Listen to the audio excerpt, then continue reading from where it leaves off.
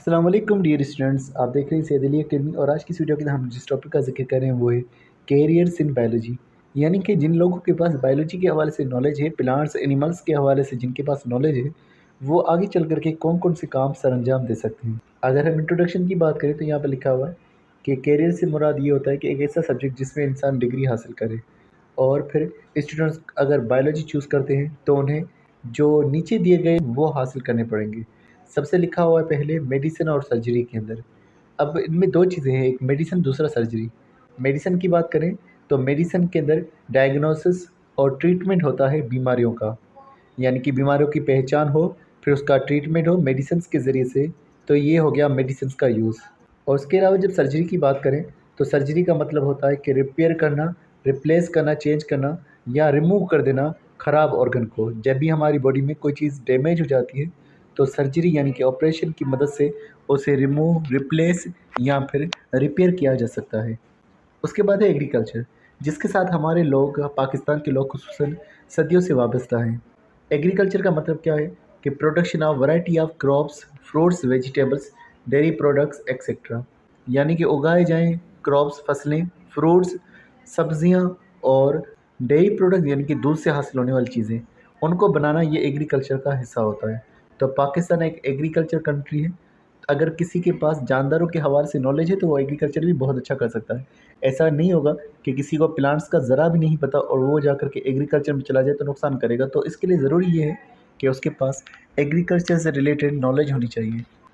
उसके बाद बात करते हैं हॉर्टिकल्चर के बारे में, जो कि एक नया प्रोफेशन है और दरअसल ये एग्रीकल्चर से ही वाबस्ता है। इसके अंदर क्या होता है, इसके अंदर प्लांट्स की न्यू वैरायटीज़ प्रोड्यूस की जाती हैं। यानी अगर हमारे पास एक प्लांट मौजूद है, उसी को चेंज करके मुख्तलिफ प्लांट बनाया जाता है।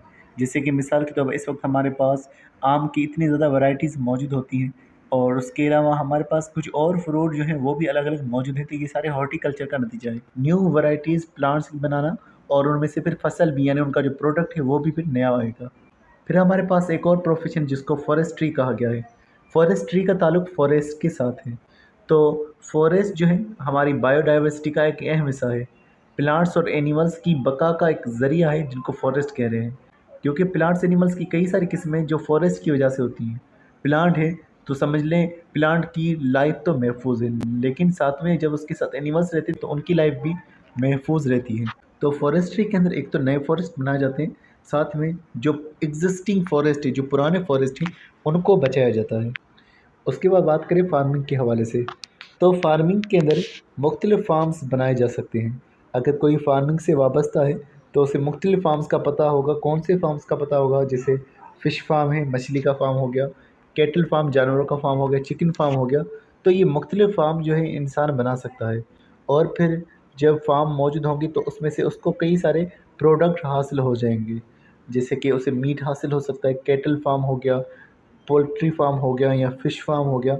इनमें से हमें हासिल होने वाली जो चीज़ है एक तो वो मीट है, दूसरा साथ में मिल्क भी हमें हासिल हो सकता है कैटल फार्म से ख़ुसूसी तौर पर। लेदर भी हासिल होगा और वूल यानी कि जो ऊन होती है जो भेड़ में से हासिल की जाती है, तो ये भी हमें हासिल हो सकती है इन फार्म्स की मदद से। फिर एक और नया प्रोफेशन जिसका नाम है एनिमल हस्बेंड्री। ये भी एग्रीकल्चर का हिस्सा होता है जिसके अंदर एनिमल्स की एक तो ब्रीडिंग कराई जाती है, यानी एनिमल्स की नस्ल बढ़ाई जाती है और साथ में एनिमल्स का ख्याल रखा जाता है। तो इससे हम एनिमल हस्बेंड्री कह रहे हैं। उन एनिमल्स का ख्याल रखना जो कि हमारे लिए ज़रूरी है, उनके ख्याल रखना, उनको आगे बढ़ाना, उनकी नस्ल को बाकी रखना एनिमल हस्बेंड्री का हिस्सा होगा। फिशरीज़ के अंदर क्वांटिटी और क्वालिटी ऑफ फ़िश को इम्प्रूव किया जाता है, बढ़ाया जाता है। यानी एक तो फ़िश की तादाद बढ़ाई जाएगी और उसके अलावा क्वालिटी ऑफ फ़िश इसे भी इंक्रीज़ किया जाएगा। तो फिशरीज़ एक डिपार्टमेंट है। और ज़्यादा ज़रूरत क्यों है फ़िश की क्वालिटी और क्वांटिटी को बढ़ाने की? क्योंकि फ़िशेस के अंदर एक तो प्रोटीन बहुत ज़्यादा है, उसके अलावा कई सारे फैटी एसिड भी बहुत ज़्यादा होते हैं जो कि हमारे लिए काफ़ी ज़्यादा फ़ायदेमंद होते हैं सेहत के लिए। फिर लास्ट में हमारे पास है बायोटेक्नोलॉजी।